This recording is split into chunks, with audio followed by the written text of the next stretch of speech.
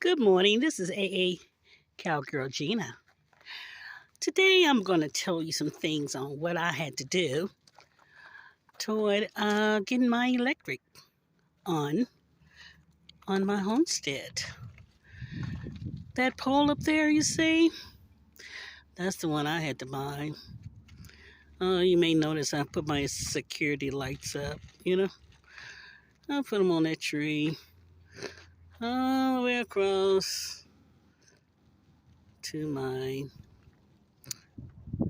little tiny house trailer. So I'm just letting you see what I had done, which I think it was a great job.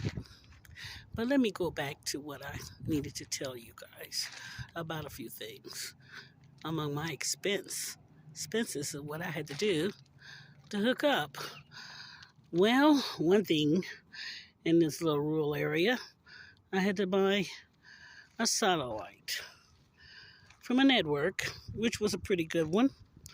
They gave me a deal.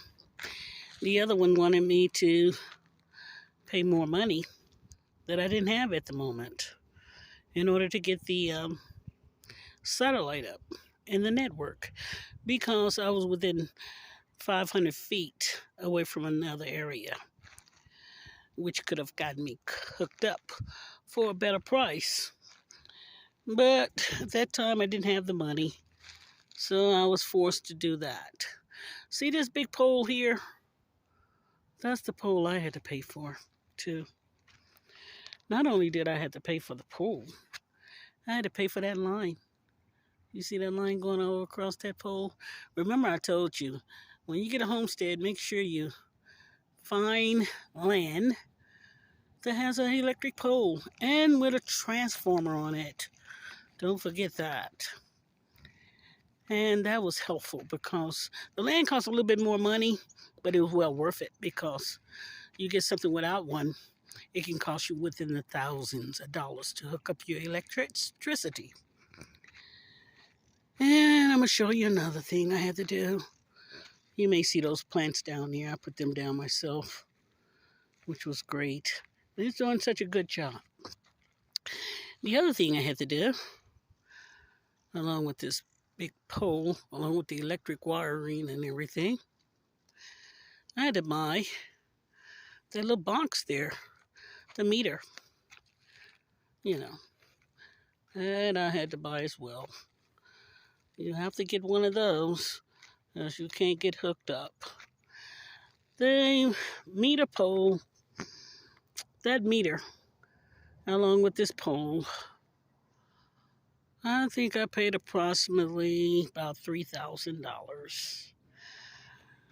The satellite dish cost me right at $500.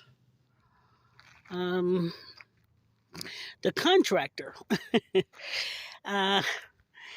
he cost me too, so that was $2,000 for him. And then you got the electric guys that come out. That's the permit and all that stuff that you have to have through the county or whoever you're dealing with. They got to have their money too. And that was like another $2,500. So, I could save my expenses so far, along with that pole and with that line. There was approximately I think that line was about 80 feet. I can't forget one other thing I had to have too. I'm going to walk over there to you. It's right behind the shed. And it was the most important thing I have to have in order to hook up my electric to my tiny house. No, I'm not talking about my shed. I'm talking about my tiny house. I had to have this thing here. Oh, yes. This thing cost me as well. And that was like another $1,500. So, I'll let you know that when you get a tiny home in a rural area with your own land,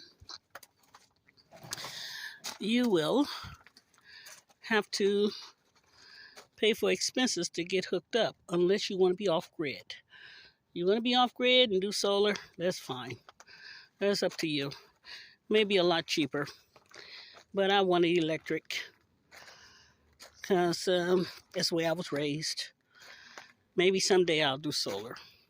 Right now, I just don't feel it's affordable for me right now. Although they state that solar is cheaper, but to hook it up, it's not right now. It's not feasible for me. So, since you guys got a little bit of insight of how much I paid, and a basis about $7,500, maybe a little bit more, but I think it's around about that range to get my electric hooked up and my satellite. So, you know how much it costs. And by the way, the land that I bought, I think I paid right below, I think it was like $8,500 or $9,000 for the land that I got in Arizona. And it's an acre and a half. And that's one of the starters of my homestead to get it started. And I'll tell you more other things too later on some other things I had to do that costs a little bit. But it's way more than paying $144,000 for a house. I must admit, I am satisfied. Until next time, my friend, AA Cowgirl Gina, say so long.